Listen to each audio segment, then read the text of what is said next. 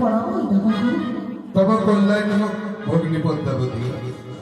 অকস্মাৎ মোট প্রধান পরিত্যাগ করে আমার স্বর্গপুরীতে কি অভিপ্রায় এসেছ?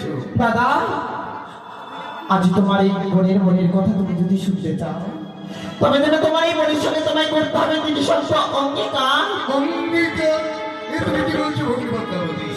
বোন এসেছে দাদার কাছে মনের কথা বলবার জন্য, তার জন্য 3 সত্য অঙ্গীকারের কি প্রয়োজন হতে পারে? দাদা গো, তুমি যদি আমার সঙ্গে তিন সত্য অঙ্গীকার না করো, আমি যেন আমার মনের কথা প্রকাশ করতে পারবো না।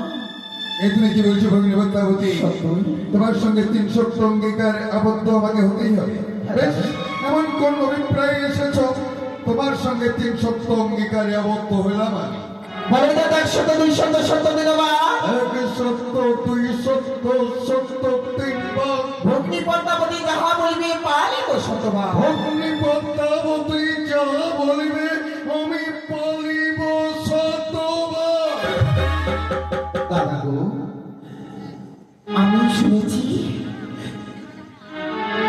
এই সর্বসভার মাঝে রয়েছে প্রধান অপ্সরা অপ্সরী অনিরুদ্ধ উষা। তোমার অনুমান সত্য?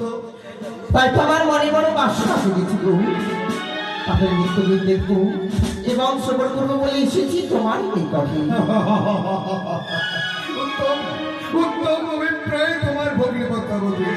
তবে উষারিণীতে নৃত্যগীতি শ্রবণ ও দর্শন করতে হলে আজকের কৃষি আমার এই স্বর্গপুরীতে কি বলছো? উষানন্দের নৃত্যগীত দেখতে হলে এই নিশে আমায় এখানে যাপন করতে হবে? অবশ্যই। কখনো নয় দাদা, তবে আমি যেন ওই নিশে যাতে পারবো না গো। তবে যে নৃত্যগীত শ্রবণ দর্শন থেকে তোমাকে বঞ্চিত থাকতে হবে।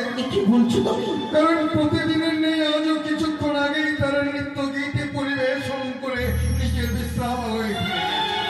ক্লান্ত পরিশ্রান্ত অবসন্ন দেহ মন বিশ্রাম করছে তারা। দাদা গো, তবে কি তুমি ভুলে গেছো একটি কথা? এমন কোন কথা? আমার সঙ্গে করেছো দাদা 3 সত্য অঙ্গীকার। অঙ্গীকার? সত্যই।